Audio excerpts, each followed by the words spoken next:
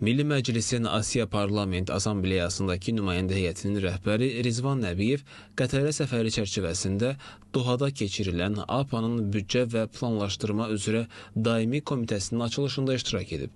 Qətər Məşvərət Şurasının sədri Həsən bin Abdullah Əl-Qanim çıxışında Asiya Parlament Assambleyasına uğurlu sədrliyinə və təşkilatın fəaliyyətinə verdiyi mühüm töhfələrə görə Azərbaycan Milli Məclisinə təşəkkürünü ifadə edib. Çıxışlarda həmçinin fevral ayında Bakıda Milli Məclisin sədrliyi ilə keçirilmiş 15-ci plenar iclasda qəbul olunmuş qətnamənin əhəmiyyəti vurğulanıb. Rizvan Nəbiyev çıxışında müasir qlobal çağırışlar fonunda parlament diplomatiyasının artan rolundan, Milli Məclisin sədrliyi dövründə APA çərçivəsində həyata keçirilmiş fəaliyyətlərdən, Azərbaycanın orta dəhlizə töhfəsindən və Zəngəzur dəhlizinin strateji əhəmiyyətindən bəhs edib. Qeyd edək ki, Milli Məclis 2024-2025-ci illərdə sözü gedən təşkilata sədrlik edir.